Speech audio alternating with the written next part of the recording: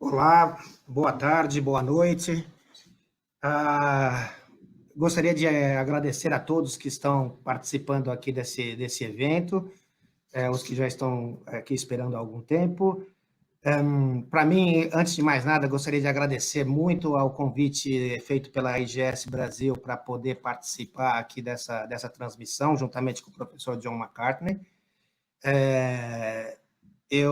Para mim é uma grande honra estar aqui. Eu participei trabalho já com Geossintéticos há quase 35 anos e participei da fundação da IGS Brasil e eu queria dar os parabéns para a diretoria atual e para as anteriores também pelo excelente trabalho que eles têm feito e que tem agradecido muito à associação e também a matéria de geossintéticos no Brasil. Esse projeto, a IGS em Rede, é um projeto fantástico, é um projeto muito bom. A gente está indo para a 5ª palestra. As palestras anteriores todas estão tendo visualizações até hoje no YouTube, algumas delas com mais de 2.000 visualizações, e é uma coisa, é algo que a gente até há pouco tempo não conseguiria imaginar, mas em função dessa pandemia que tivemos e a obrigação de ficarmos em casa, isso foi um jeito novo de se comunicar com o público, e muita gente que não estava tão participando dos eventos da IGS, hoje tem essa oportunidade com muita facilidade. Então, uma vez mais, parabéns aí à diretoria da IGS Brasil por essa grande iniciativa. Gostaria também de agradecer, aí, em nome da diretoria, em nome da IGS Brasil, a ABMS, Associação Brasileira de Mecânica de Solos e Engenharia Geossintética, que é a grande parceira da IGS em várias atividades, e nessa atividade em particular também, e ao canal Geotecnia Brasil, que é esse canal de YouTube que vocês estão participando, que está fazendo um trabalho fantástico também de divulgação da geotecnia, várias palestras em português, e essa vai ser, acho que, uma das primeiras em inglês. Muito importante aí para a IGS Brasil são os seus patrocinadores. Então, eu gostaria de dedicar alguns segundos aí para agradecer aí, em nome também da IGS Brasil, agradecer o apoio que essas 20 empresas dão à IGS Brasil. Isso realmente viabiliza muito todos esses esforços, de todos os trabalhos que estão sendo feitos pela IGS Brasil.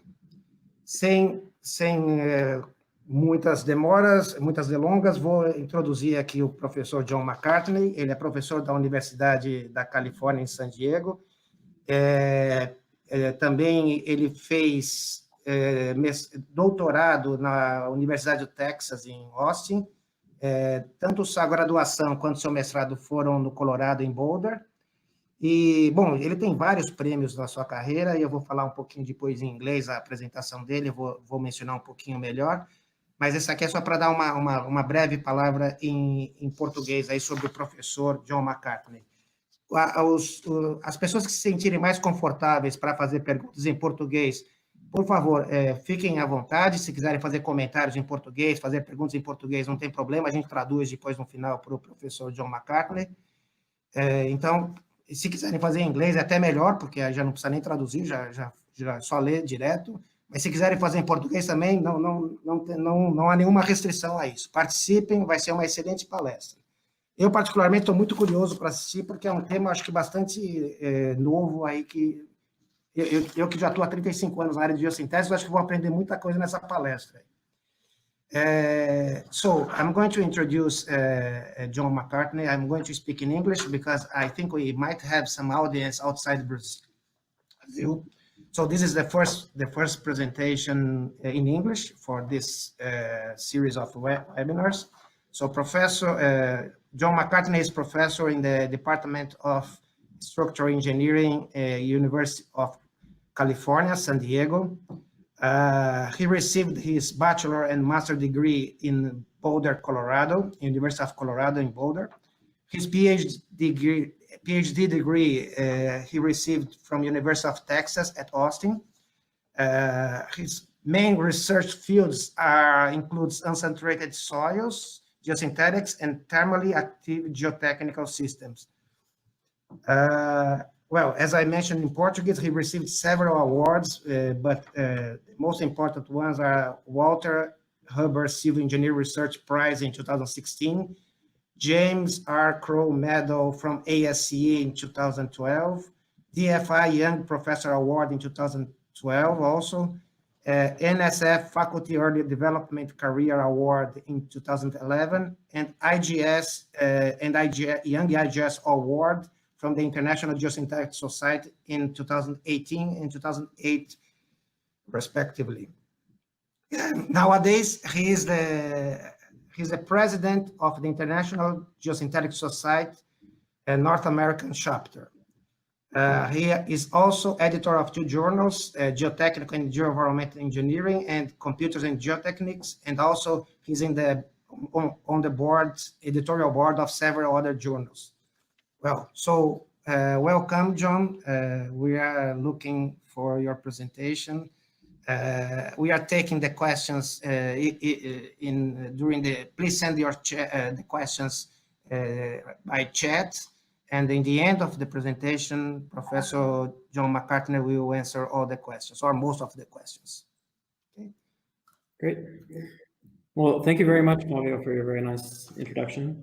And I'd like to thank IGS Brazil for the invitation to give this webinar today. I hope that everybody who's attending is home safe with their families and everything is going well for you in this pandemic. It's a very trying time, but there's actually opportunities to reach out to broader audiences through webinars like this. So I'm very happy to have this opportunity today. So my presentation today is focused on the use of geosynthetics in geothermal heat exchange applications. This is not a, how can I say, a mainstream topic that's very well established. But I think that there's a lot of opportunities from both a research perspective, as I'll show in my presentation today, but also there's a lot of opportunities from practical implementation of some relatively simple tools that we can use to improve soils as well as to gain energy efficiency. So a quick overview of my presentation today. I'm going to talk a little bit about thermal energy and what it is and why it's important, and then how there's an intersection between thermal energy and geotechnical engineering. Then I'll talk a little bit about what geothermal heat exchangers are and how they work and how we can include these into systems that include geosynthetics.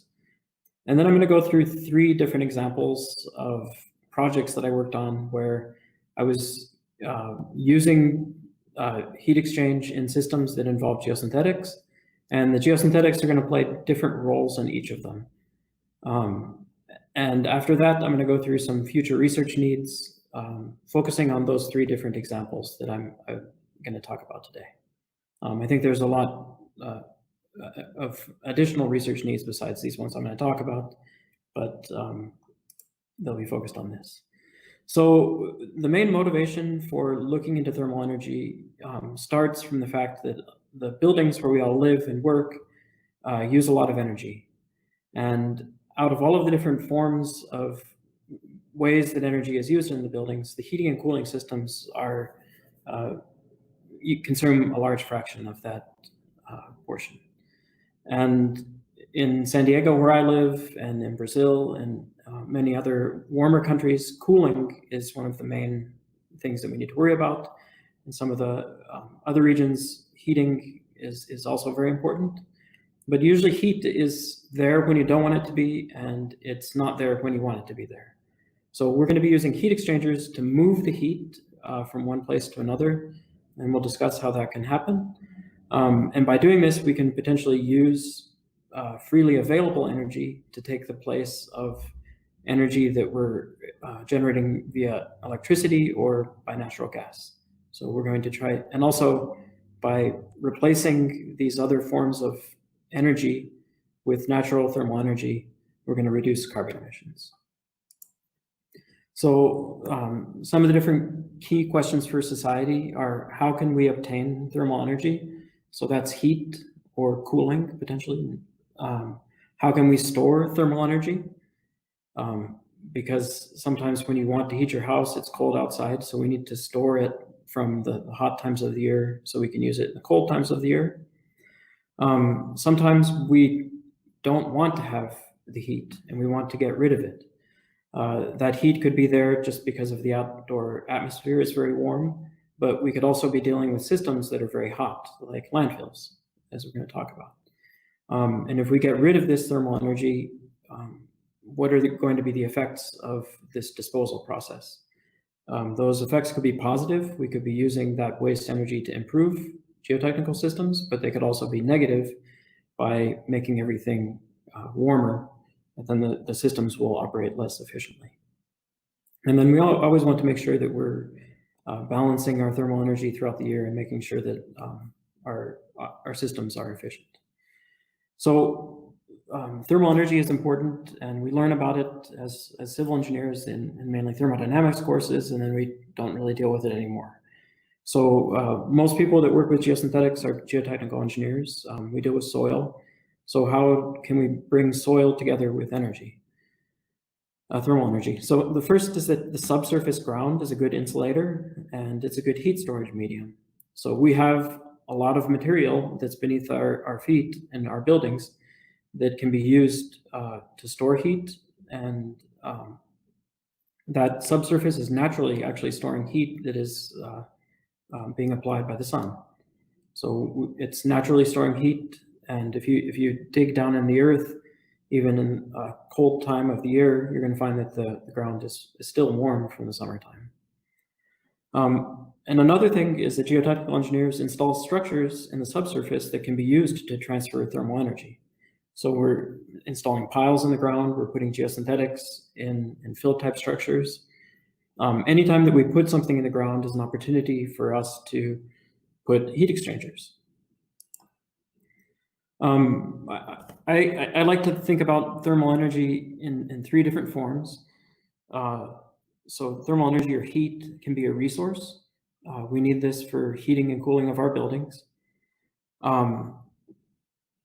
Normally in the early days, we got heat by burning fossil fuels to either gain heat directly or through electricity.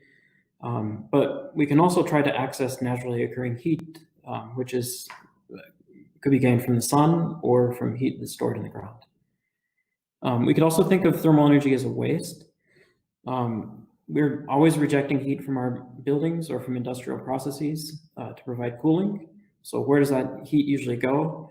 We usually have a cooling tower and it goes back into the atmosphere, and that process could gradually be heating our world up.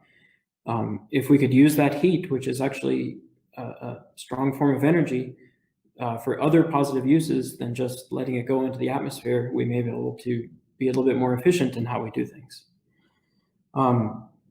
Second, it could also, thermal energy could be a waste if we're injecting heat into the ground and it's transferring over onto our neighboring properties and potentially affecting systems that they're installing there. So in that sense, it could be a waste. If everybody starts doing this, we need to be careful on how we do that. Third, which I think is the most important thing from a geotechnical perspective, is that we can really use thermal energy as a tool. We can use it to improve saturated clays. There's a very interesting phenomenon called thermal consolidation that I'll talk about a little bit more later. So actually heating some soft clays will actually cause them to consolidate and become denser. We can use heat to improve compacted soils, which are naturally unsaturated. If we heat them up, we can dry the soils, which will increase the suction and potentially make them stronger. We could use heat to remediate contaminated ground. Geotechnical engineers also often deal with landfill processes for municipal solid waste and other types of hazardous waste. This waste generates high temperatures, and if there's ways that we can modify the processes in the landfill, we could potentially have an increase in energy or protect the systems that are there in the landfill. And finally, in places where it gets icy, we can use our heat as a tool to de-ice roadways or bridges, so we don't need to use salts or other materials. So thermal energy is a very broad topic. I'm talking about it a lot now because it's not something that we generally think about when we're going into a geotechnical or geosynthetic engineering problem. Okay, so what is the main tool that we're going to use to move heat from one place to another? It's the ground source heat pump. This is basically the same sort of system that is inside of your refrigerator or inside of the air conditioning unit at your house. We circulate refrigerant, a special fluid, within a closed loop system.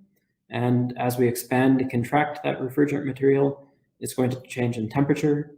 And we're going to be able to move heat from one side of the loop to another side. So this black loop here is called the heat pump cycle, which is that expansion and contraction of the refrigerant. And we're going to connect things to that refrigerant loop. We're going to have inside of our building or wherever we are, a loop where we're taking the heat or the cold air and pumping it into our building. And we're going to have another loop that is going to be connected to a set of heat exchangers that are going to be inside of the ground. These could be inside of a pile, inside of a fill type structure. There's many, many opportunities for the ground side of the heat exchanger that we're going to talk about. Heat transfer into the soils is primarily going to be due to conduction or due to convection of pore fluids that are in the soil. It's very important to note that ground source heat pumps do not generate energy. So our goal here is never to generate thermal energy. We're always trying to move it from one place to the other. So that's why we call it heat exchange. And if we have the right format for our heat pump cycle, we can use it in any location. So it's not something that is limited to cold regions like Minnesota or Alaska. We can use it in warm regions too. Here's just another close-up of the heat pump cycle. I'm not going to go into all the different thermodynamics details, but the main important thing that's important for us is this heat exchanger coil. The heat pump cycle, we can operate in one direction, which is going to result in a cold refrigerant being passed through this coil, and that is going to make a ground heat exchanger fluid cool down. We could also reverse the direction of the fluid flow inside of our heat pump cycle, and we're going to have hot material going into that heat exchanger coil, and that heat is going to be going into the ground. Here's a close-up of what these exchanger coils look like. They operate by having the refrigerant going on the outside, and then water or a glycol system on the inside, and then there's a lot of baffles for heat exchange and for turbulent flow on the pipe. So here's just a picture of the typical temperature profiles. This is from Colorado. So the average air temperature there is about 10 degrees Celsius. And if you go down deep below the ground, the temperature deep in the ground is also at a stable 10 degrees Celsius. If you're near the soil surface, your temperature is going to be fluctuating a lot. You could potentially be going below zero or up to 20 Celsius, but the deeper you go, the more stable the temperature is going to be. And there could be some upward geothermal gradients if you live close to a fault or a volcano, but those are not really what we're focused on. We're just trying to go deep enough down in the ground where the ground temperature is constant. So the nice thing about that is instead of trying to move heat from your apartment or house into the hot outdoor air, we're going to be moving heat into a stable ground temperature. So that makes our system more efficient, that we're always injecting heat into a constant temperature reservoir below the ground. When we're operating our heat exchange system, typically the way that it works is when you're heating your building, you're going to be injecting cold fluid into the ground. And that fluid is going to be somewhere between -1 to 4 Celsius. When you're trying to cool your building off, you're going to be taking heat out of the building and putting it into the ground. So the fluid going into this system is going to be around 20 to 35 Celsius. So these are not super high temperatures or super low temperatures, but we're trying to, for cooling mode, we're going to have hot fluid, which is about 10 to 20 degrees warmer than the ground. And then in building heating mode, we're going to be putting cold fluid that's about 10 degrees colder than the ground. Okay, so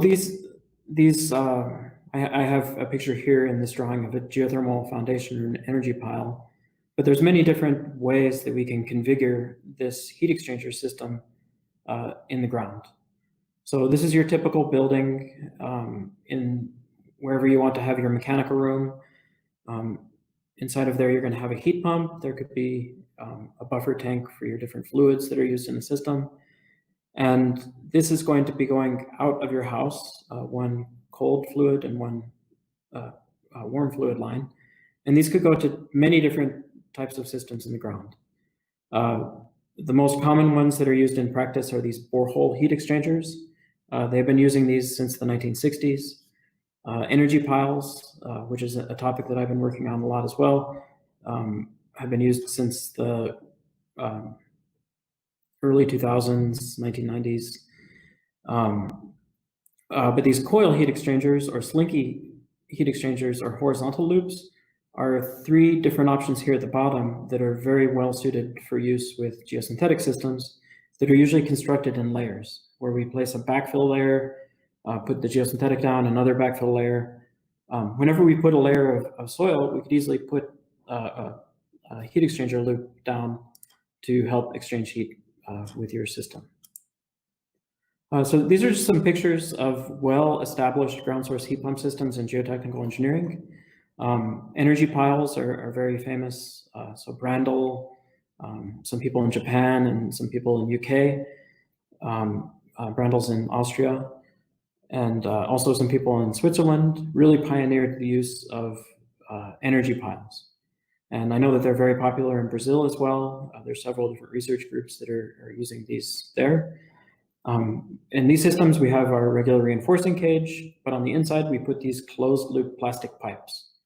And you put the reinforcement cage with these pipes on the ground, you pour the concrete around them, and then after it's all cured, you can start to circulate fluid through these heat exchanger pipes to exchange heat with the ground, heating up the ground or cooling off the ground. There's different issues you have to think about there.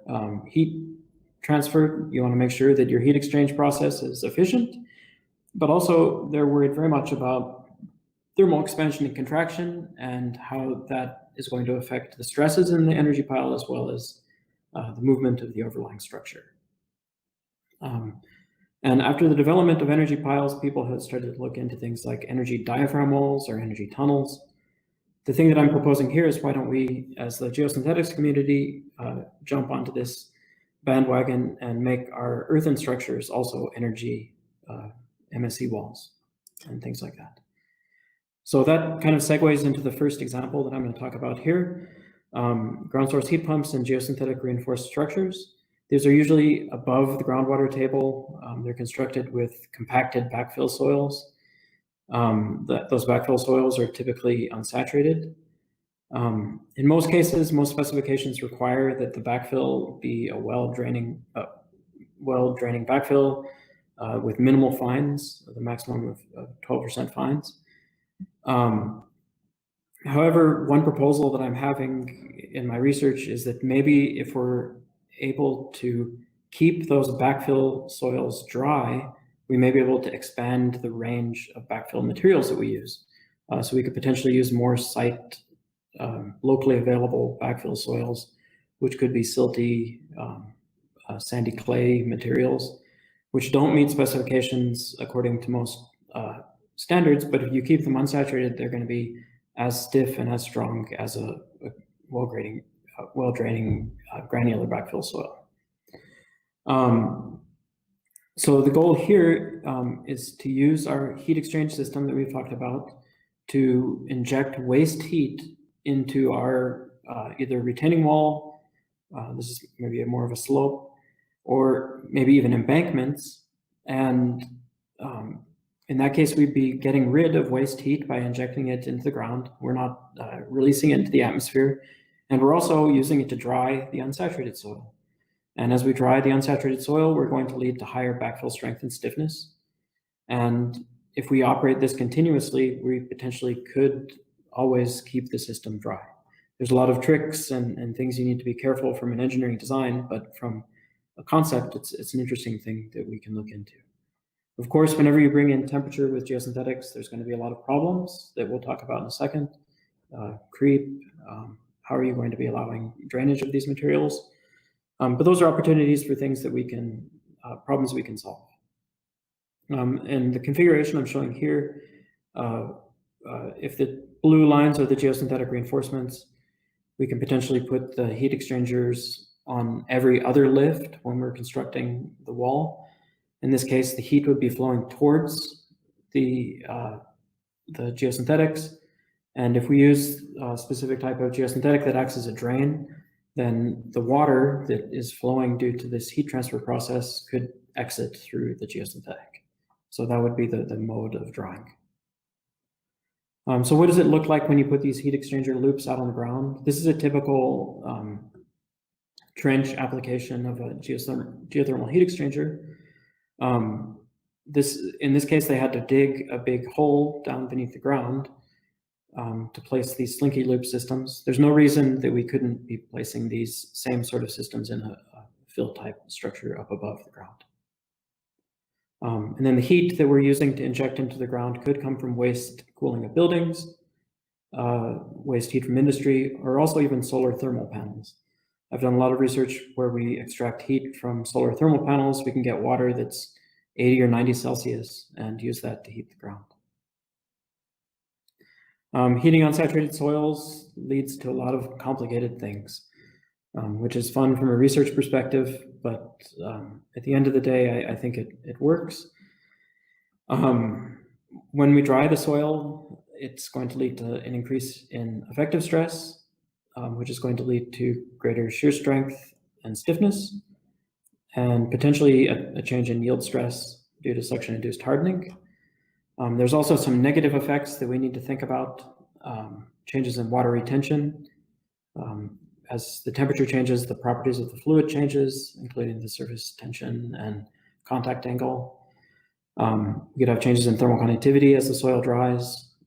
Soils could change in volume, although compacted soils typically don't change in volume plastically. It's more of an elastic expansion during heating. We'd have things like thermal softening, which is a change in the yield stress, as we'll see in a couple of figures later. And then also changes in the behavior of our geosynthetic reinforcement due to enhanced creep. Just quickly, when we heat unsaturated soils, the thing that happens is that the properties of fluids are very sensitive to the temperature. So we're going to end up forming a surface tension gradient and a vapor pressure gradient in an unsaturated soil layer. And these are going to cause water to flow from the hot region to the cold region. And that process is very slow and it's not a fast process. But if you're applying a sustained temperature boundary condition to your system, it could be okay. There's many variables that affect this process, including the initial conditions and then the soil properties. And this is just one example from an early study that one of my students did, where he used VADOS to do a 1D heat transfer analysis with coupled water flow. He applied 60-degree temperatures at 3 different heights, and then observed the changes in temperature with time, and then also the changes in degree of saturation very close to one of the heat exchanger, one of the geosynthetic layers. And he found that during heating, it did take some time for the soil to reach equilibrium, but then right at the location of the heat exchanger, you ended up seeing a very large decrease in degree of saturation.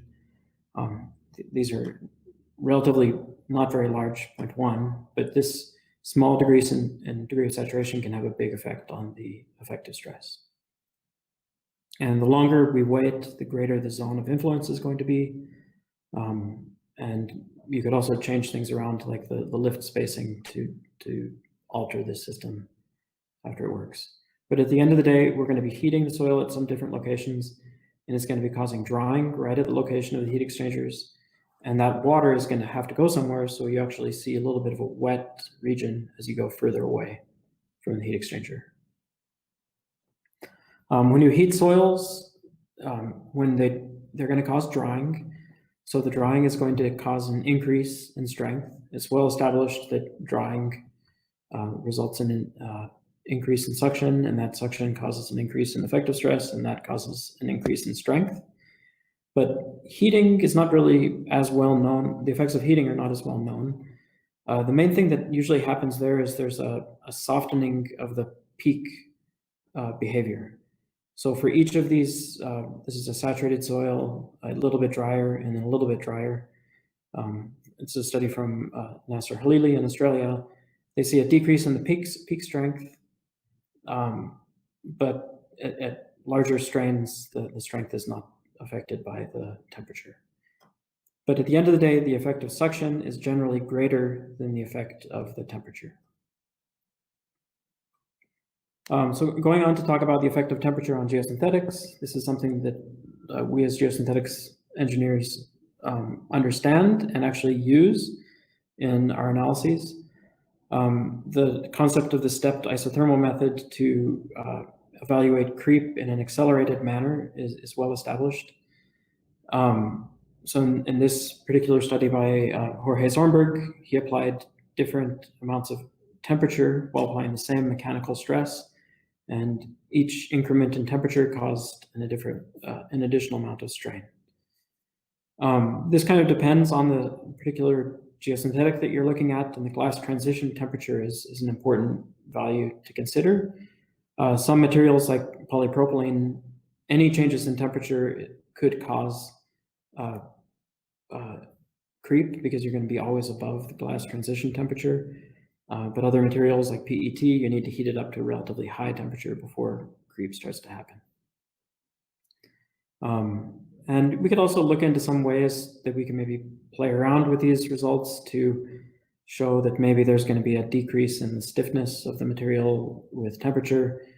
This is just from an example study that one of my students, Melissa Stewart, prepared, where she was trying to analyze the effect of temperature on the tensile stiffness.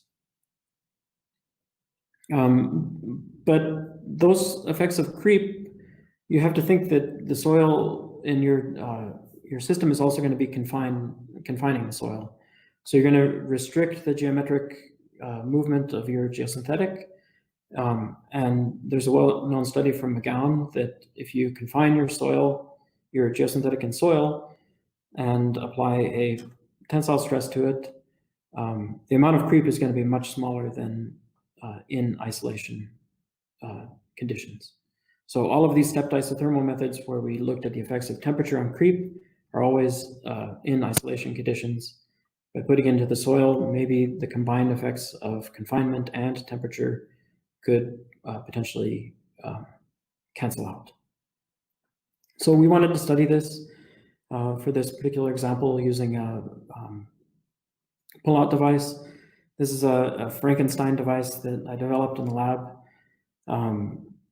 using some scrap materials that are laying around, so it doesn't look very fancy, but it gets the job done. It incorporates a reasonably large-sized pull-out box here, which can accommodate 300 millimeter wide and 300 millimeter long geosynthetic specimen, roller grips, a linear actuator for constant pull-out, and if we want to apply constant stresses, we have a pulley system, constant tensile pull-out stresses. We can use a pulley system for load control testing.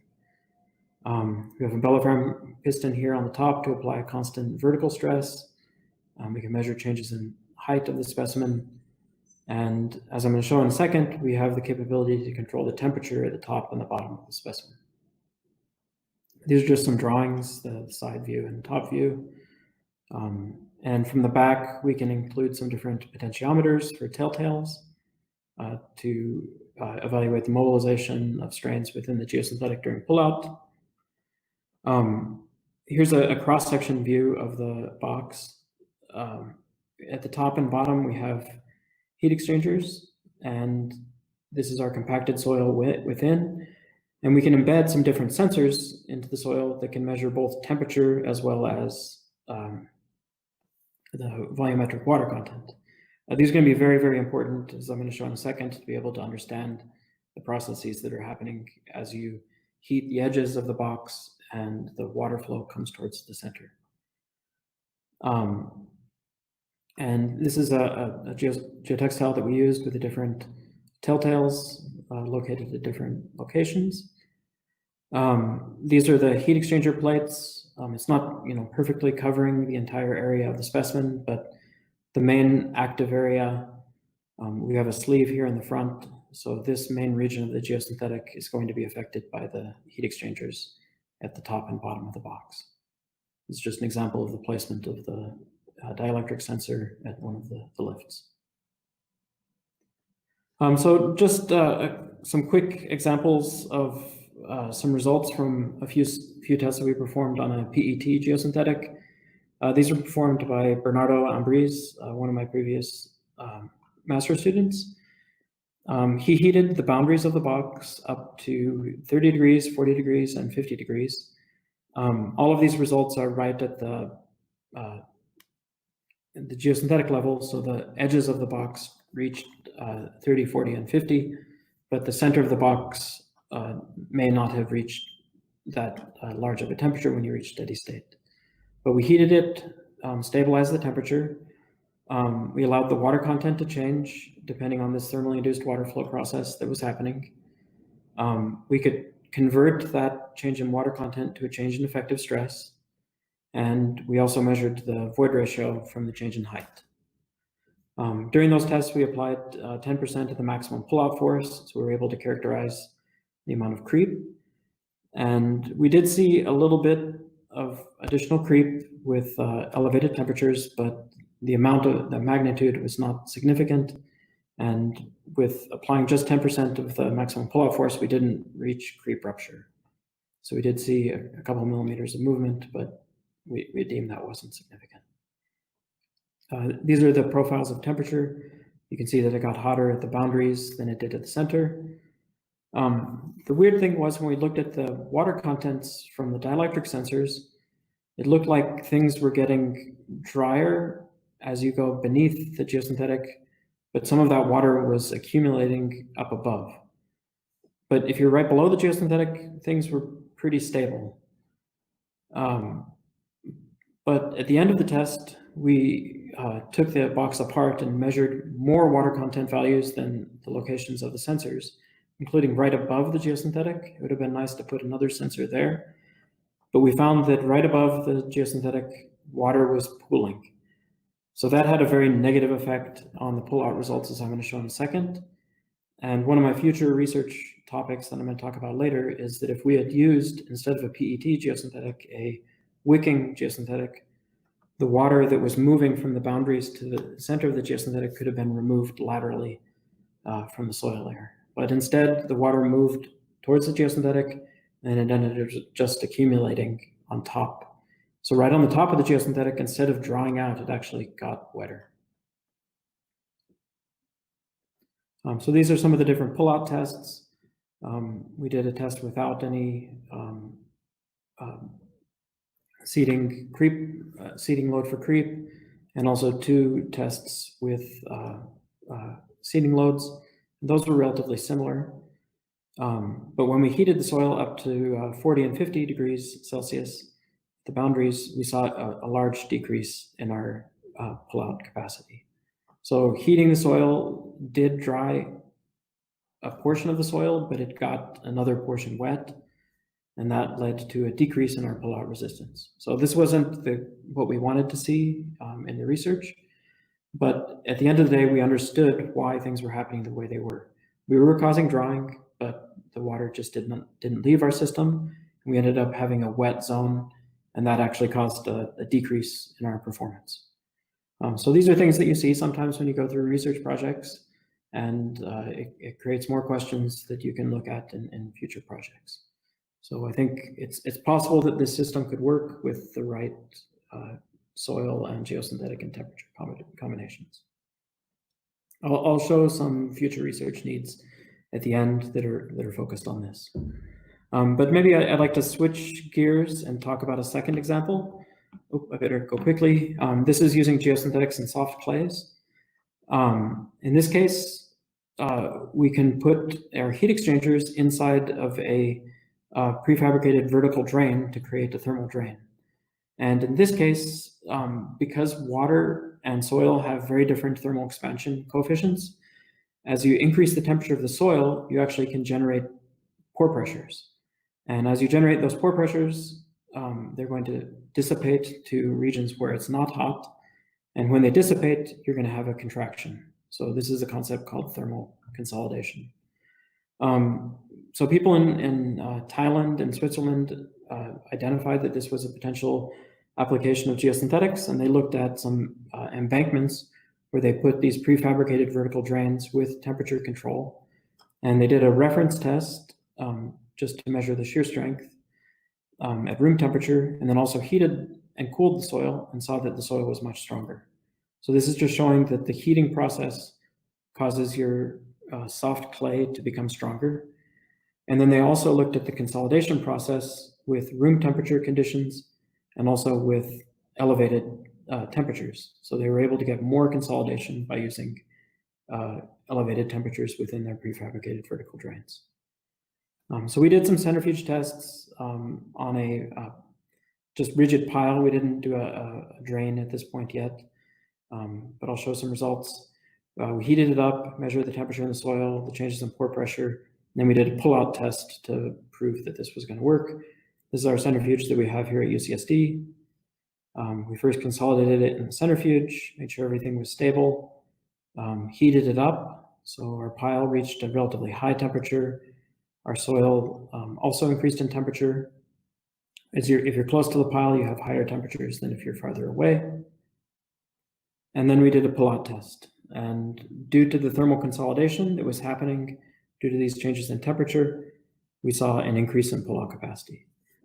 So this is a case where we're using temperature to improve our soil. So I'll talk a little bit about future research on that area as well later. But the last topic was using heat extraction from municipal solid waste landfills. It's well known that when you put all of your waste there, there's going to be biodegradation processes, which are going to lead to relatively high temperatures in the waste.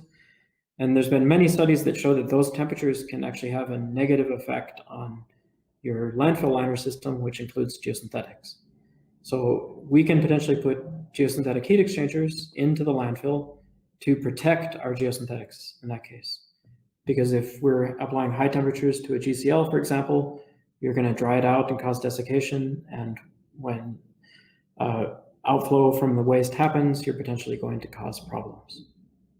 You can also use the heat exchangers to augment the behavior of the landfill for other purposes like controlling the gas generation rate or the settlement rate. But we did a field study here in San Diego. This is where I live, where I am right now at UCSD. And this is a landfill out in a town called Santee. It's operated by Republic Services. My student, Letícia Noco, she's from Curitiba in Brazil. She helped me on this project. This was her PhD project. And we received funding from Geosynthetic consultants to do a field demonstration of this topic. This was a new landfill cell that was being built. And we put some heat exchangers here. I'm going to go a little bit quickly now. We put the heat exchangers in this horizontal configuration that I showed you before. We call this a serpentine approach. And we put some different instrumentation into the waste to measure the changes in temperature in the waste and then around the heat exchangers. And we looked at 3 different layers, one that is right on top of the base liner, which is important for geosynthetics, and 2 also in the waste itself. And the goal of this project was mainly to figure out what the waste thermal properties are in situ, and then to show that it was feasible. So this is the serpentine system here on the ground. You can see the waste being placed back here. It was pretty smelly, also very hot, and you have to watch out for rolling palm tree segments. But we were able to get everything installed. These are some different thermistor strings that we installed. We filled all the pipes with water so that they wouldn't be crushed under the weight of the waste, placed a small amount of cover soil to protect them as well. And then this is the system after it was constructed. It was just a big hill. You couldn't see any of the trash. We connected everything to a data acquisition system and measured the temperature for about a year. We saw the waste temperatures get up to about 50. This gray line here is the air temperature.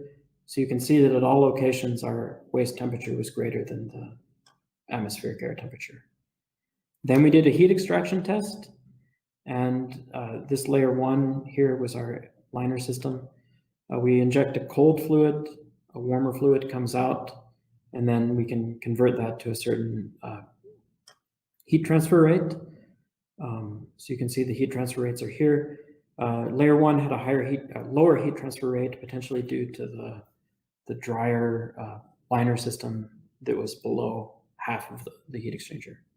We can use this information to estimate things like the thermal conductivity, but at the end of the day, we wanted to know what are the spacings that we need to use in order to make an efficient heat extraction system.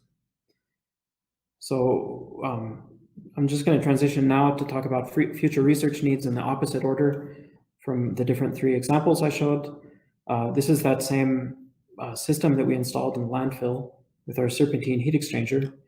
We wanted to first match our observations in the field so we can see what the temperature profile is going to look like within our waste so that we can figure out how we can control the system.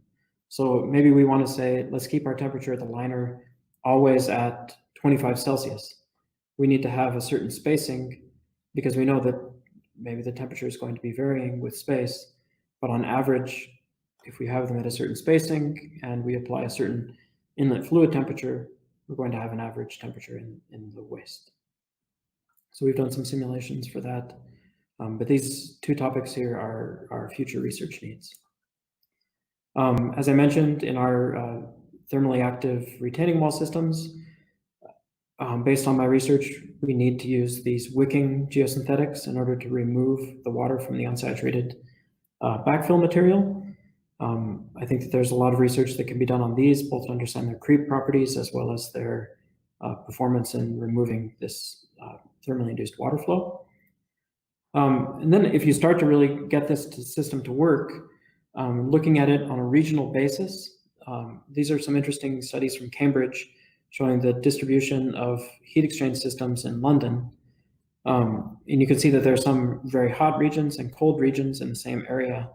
If we're able to balance out our movement of heat in these systems, potentially having embankments or some things like that, we can transfer heat from these hot sections to colder sections. In our thermal drain topic, we need to look into all the different boundary conditions and how high should we heat the temperature, how long should we heat it. We want to make sure that if we induce pore pressures in the soil that we're not going to cause thermal failure, because our changes in pore pressure are equal to decreases in effective stress. What is the effective depth within our soil layer? And one topic I didn't talk about, but could easily be integrated with thermal drains or the thermal reinforcement systems. If we're heating the ground, we could be mobilizing contaminants in the ground and using our geosynthetics to remove these contaminants from the soil. So we can integrate our thermal drains with GSHBs for remediation. So some final comments. We can use thermal energy as a resource. So we can access that heat using ground source heat pumps. If thermal energy is a waste, then we have large reserves where we can store this energy so we can use it later, or we can use that heat for a positive purpose in improving our backfill. And there's also many, many opportunities from both a research and a practical side to use thermal energy as a tool. I think I showed some of the different areas there. One interesting thing about this research, even though it's not a mainstream area, is that the ground source heat pump and the closed loop heat pipes are very well established technologies. So by putting these into the ground, we're not going to be, there's no nanotechnology or anything involved. They're relatively simple tools that we can use to achieve goals that we didn't know about before. But of course, when you heat materials up, there's going to be things that you didn't think about. And that's where research can come in to try to solve these problems. So with that, I'd like to thank all of the students that worked on these projects with me.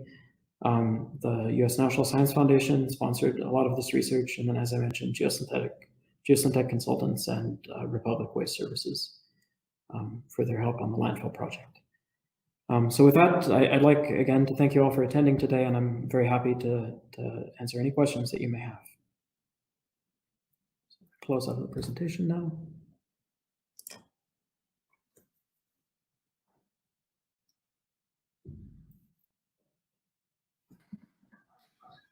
Thank you, John. Excellent presentation. As I said in the beginning, I learned a lot.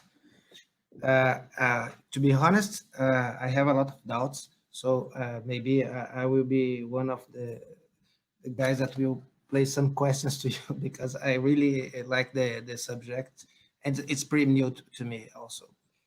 I'm not sure if we have a slide here to talk. Before we go to the questions, I would like to talk about the program, IGS Brazil program, that's educating the educators. I'm not sure if we have the slide here or not.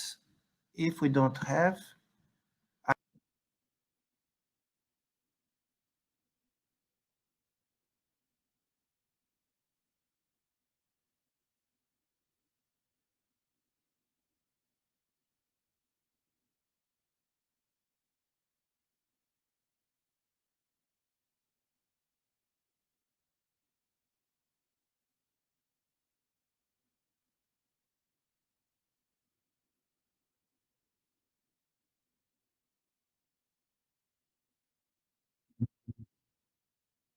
can see some of the maybe I'll put the system I see one question that indicates that the user system, so typically does not affect the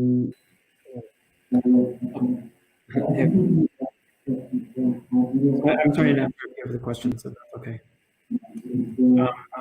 The temperature doesn't really drain properties of the soil, so it doesn't affect the friction angle of the soil. But so that, in effect, could change your shear strength. So maybe, Flavio, you wanted to mention a few things about your upcoming program.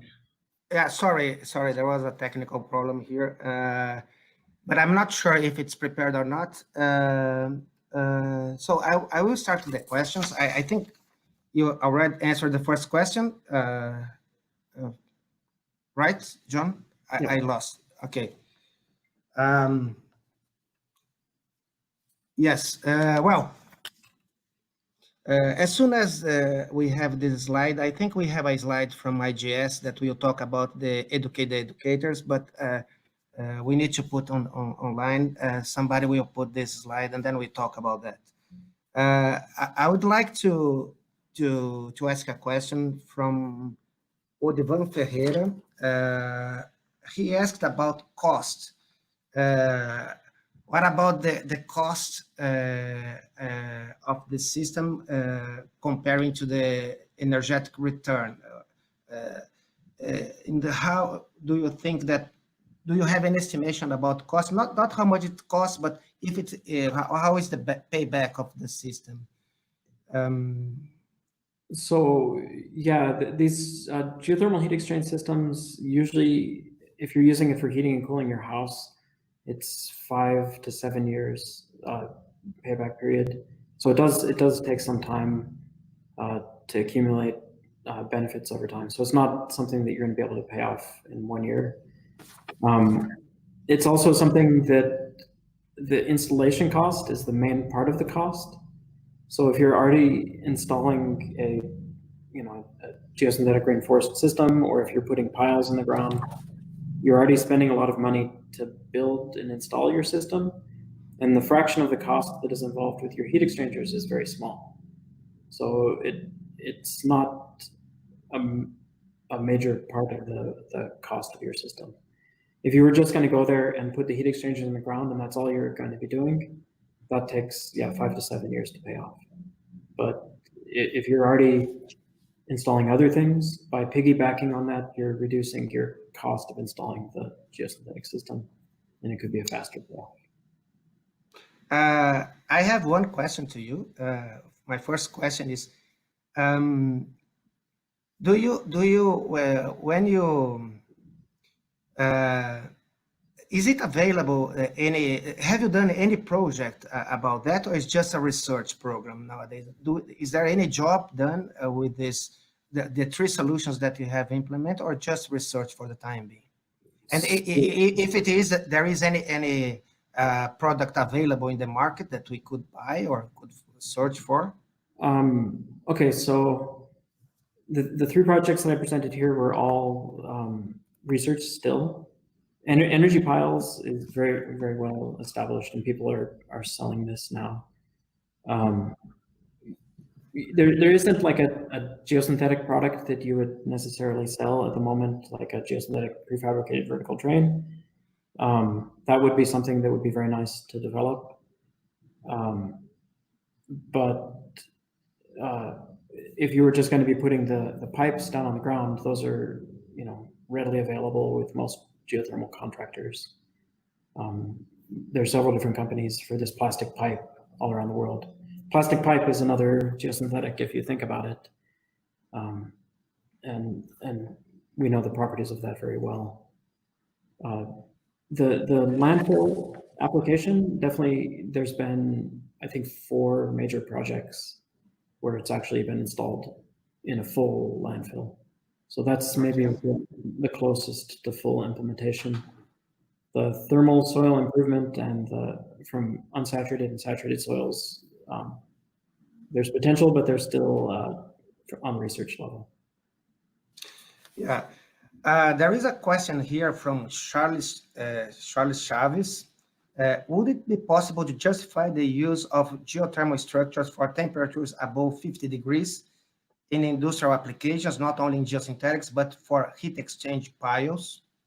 Yeah, so high temperatures, if you're just doing heat exchange to heat and cool your house, the temperatures are going to be between 5 and 35 Celsius. So they're not going to be very hot. But if you start getting temperatures from places like solar thermal panels, and maybe you have a very hot summer and you want to store the heat in the ground, your temperatures could be very high, up to 90 Celsius. There's been several heat storage systems in Denmark, Canada, where they're taking heat from solar thermal panels, installing it in the ground. And those are very cold places, but they're using it to heat entire communities. So it's like a district heating systems. Okay. So you could definitely encounter that high of temperatures. Sajad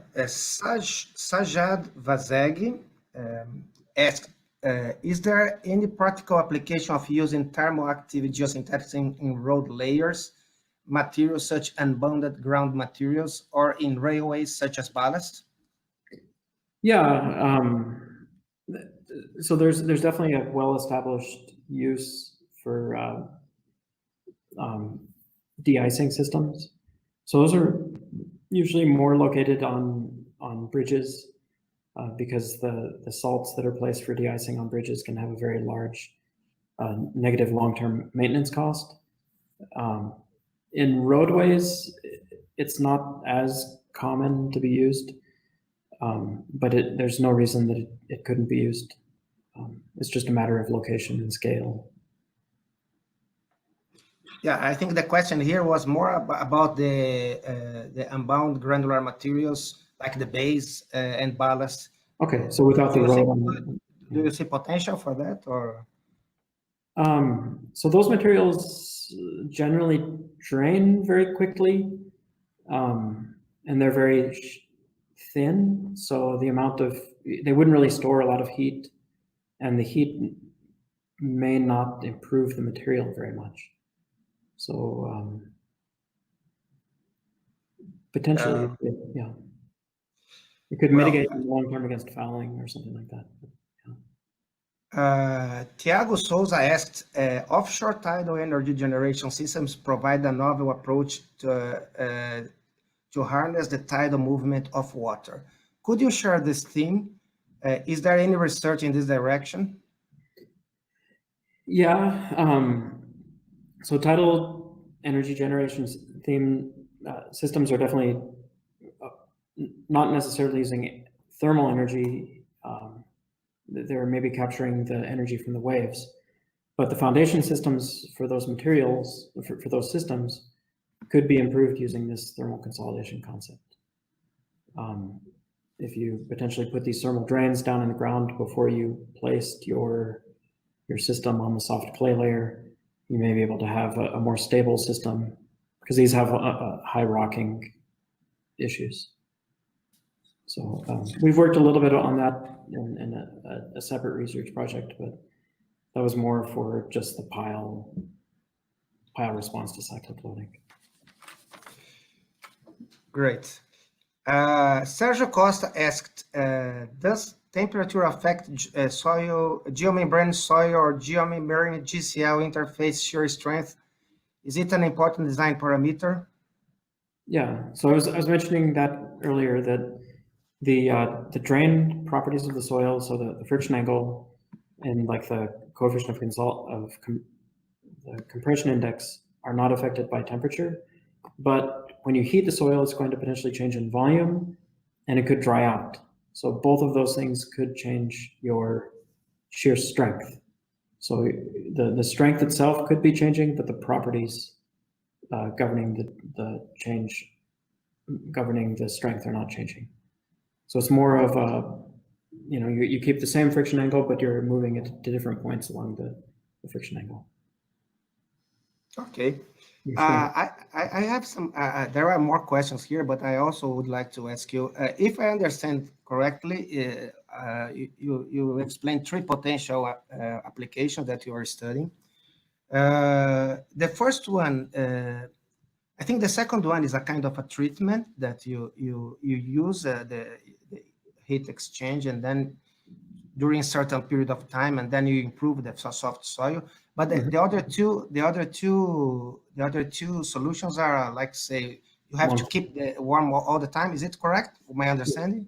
Yeah, so they're more long-term applications. Okay.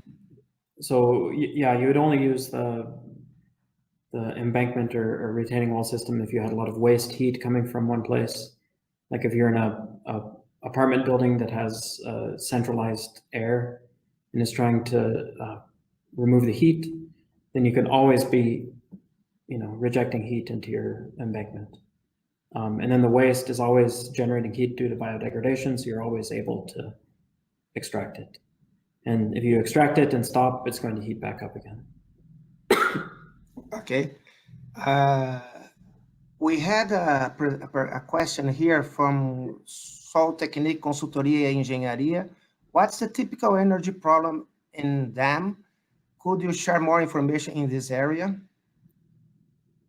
I don't know if I understand the question, but this is exactly what it's written here. What's the typical energy problem in dam? I mean, dams are very large earth problems. I think putting the heat exchangers there may cause some problems because of, you don't want to have a lot of hydraulic pathways.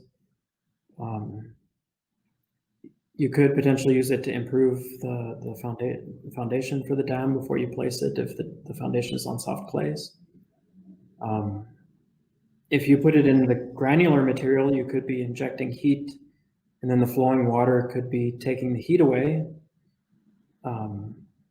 Yeah, I think there's potential, but yeah, I would stay away from the core of the dam. Okay. Julio Zambrano asked, what about the installation damage of these heat exchange devices? Are they flexible or strong enough to bear the installation damage? So that's a nice thing about the geothermal heat exchangers, is that they actually are geosynthetics themselves. They're plastic pipes. Most of the pipes that I've used are polyethylene, high density polyethylene pipes, and they can be stretched. They have pretty good compression resistance, especially when you fill it with water before you place the material on top of it. The water is incompressible. So when you try to compress it, it's not just an empty pipe, you're having a water-filled pipe. And unless you put something very sharp on top of it, all of the heat exchangers we placed into the landfill survived, and that was 30 meters of waste. So pretty relatively high stresses within inhomogeneous material. Energy piles, they're in a vertical configuration and they're embedded in concrete. As long as they don't get snagged on a wire or something like that, they're pretty stable. So it's also a durability problem that we study in geosynthetics engineering. Okay. We have another question from Sajad Vazegi. Can such systems, thermoactive geosynthetics, be used in deep excavations for retaining the excavated earth for short-term purpose, for example? In excavations. The question is about excavations. Yeah, in Europe, they're using these very widely in diaphragm walls. So those are cut type systems, and the ones I was talking about today are more the fill type systems. Okay. Except the consolidation, then you have also to well, maybe improve it, and then we have a lot of compliments to your presentation. And one question from Thais Moraes: how are the thermal properties of compacted soils? How are the thermal properties of compacted soils determined for applications in reinforced soil walls? Is there any specific field tests? Field test for the thermal properties of the compacted soil? Thermal properties, I mainly use the KD2 Pro thermal needle. As long as you can push the needle into the compacted soil, if there's not a lot of large aggregates, it can be used. But from a field perspective, if you had a lot of large aggregates, the needle is very hard to push into it. You would almost have to take a sample and do a heat plate thermal analysis. It's possible. Oh, and then, sorry, if you have your heat exchangers in the ground, you can use the heat exchangers themselves to do a thermal conductivity test of the compacted soil. So you can basically apply a constant thermal boundary condition to your heat exchanger, see the system heat up or cool down, and process that to estimate the thermal conductivity. So you can use your heat exchangers to estimate the thermal properties. Okay. Sajad Vazeg asked another question. How about increasing the efficiency of these systems? Can we use techniques like microbially induced calcite precipitation to increase the thermal conductivity of the system? Yeah. If you increase the thermal conductivity, you're going to be moving the heat faster. In some cases, with unsaturated soils in particular, we may want to be storing the heat. So you may not want to lose the heat so quickly. So having the high insulation behavior of the soil is a potentially good thing. But if you wanted to, efficiently transfer heat, then yeah, having these any way to improve the thermal conductivity using biological treatments would be nice. Densification.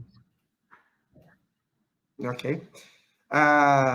John, in our first case that you present to us, you mentioned that you have said polyester geosynthetic. Was it a woven or a grid or it was a woven?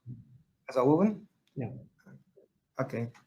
Because you said there was accumulation of water, so probably the.